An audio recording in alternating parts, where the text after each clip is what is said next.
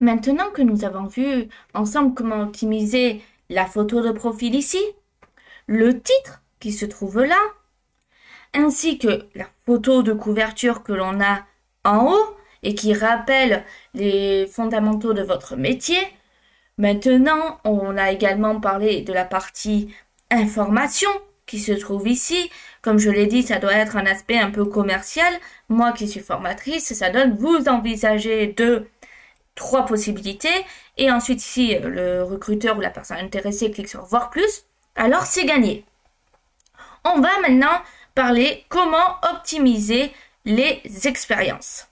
Donc, tout d'abord, les expériences mettent en avant votre parcours professionnel et vos réalisations. Je vais vous donner des conseils pour optimiser cette section et attirer l'attention du recruteur et des professionnels du secteur. Bien entendu, certains conseils ne pourront pas s'appliquer à votre métier. Si par exemple vous n'êtes pas commercial, vous ne pourrez pas dire j'ai augmenté les ventes de 25%, ce n'est pas possible.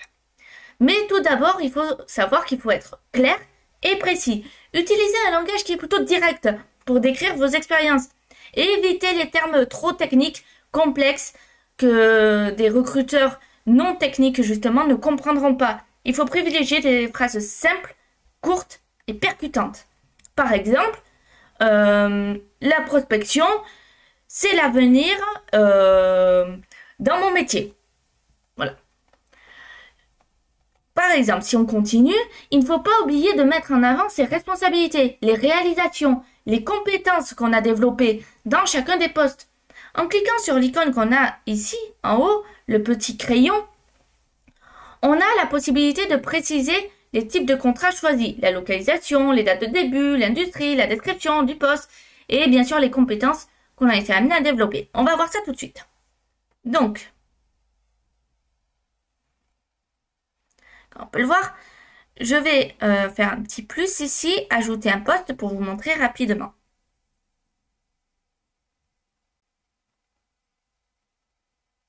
Donc, comme je l'ai dit, on a l'intitulé du poste en haut. On choisit le type d'emploi, CDI, indépendant, freelance, CDD, stage, contrat en alternance, etc. Donc, on a beaucoup de possibilités.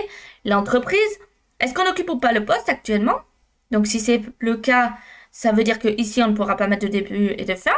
Mais là, oui. Enfin, on pourra mettre une date de début plutôt, mais pas de fin. Et là, si on n'occupe plus le poste, on peut. Je vous invite vraiment à mettre tous vos postes. Surtout si par exemple vous êtes en reconversion, c'est-à-dire par exemple vous êtes en train de devenir développeur et avant vous étiez boulanger, mettez vos expériences de boulanger et au fur et à mesure vous les supprimerez. Le lieu, quel type de lieu? Est-ce que c'est sur site? Hybride, cela veut dire à moitié en présentiel, à moitié à distance et totalement à distance. Et ensuite on a notre descriptif, c'est-à-dire les tâches, comme je l'ai expliqué, que l'on a faites. Si on regarde un peu plus bas, ici on a la partie médias, qui permet de renforcer encore davantage les réalisations. Plus vous avez d'expérience, plus vous allez renseigner les recruteurs et professionnels du secteur sur vos compétences et vos habilitations. Il ne faut pas oublier d'avoir une structure aérée. Les mots-clés qu'on utilise permettent d'être plus référencés sur les moteurs de recherche. Je vais donc vous montrer. Donc, j'abandonne ceci. Là, ici, si on regarde, j'ai écrit, donc, C2, maqueter des interfaces utilisateurs web et web mobile, et j'ai mis ce qu'on retrouve dans la partie C2. Alors bien sûr, là, c'est une partie où on conçoit un parcours de formation. Mais voilà, c'est simple, et on a une seule phrase, avec dedans les compétences qu'on retrouve. Alors encore une fois, je vous le répète, si vous êtes bloqué par un exercice rédactionnel, il faut venir voir les profils des différentes personnes.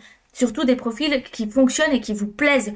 N'hésitez pas à venir voir le mien, à reprendre la structure et à adapter avec vos mots. C'est toujours ce qu'il y a de plus simple pour commencer. Et dernière chose, n'oubliez pas de parler de vos réalisations avant de parler des tâches que vous avez accomplies. Pour cela, une astuce, c'est de se poser la question, qu'est-ce que j'ai fait? Qu'est-ce que j'ai fait comme réalisation surtout? En vous posant la question quelles ont été mes réalisations, on transforme un peu le langage pour arriver à des phrases comme « J'ai augmenté les ventes de l'entreprise de 25% en mettant en place une nouvelle stratégie marketing ». Alors bien sûr, ça ne fonctionne que si vous êtes dans ce type de métier, mais ça peut s'adapter à d'autres métiers. En vous posant donc cette question et en mettant cette phrase, c'est plus vendeur que mise en place stratégie marketing. Plus on ajoute de chiffres, de preuves et du concret, plus le discours et la passion tient la route et plus on donne envie aux professionnels du secteur. Alors, je vous invite vraiment à le faire et dans la section expérience, à donner un maximum de détails et documenter ce que vous avez fait et réalisé.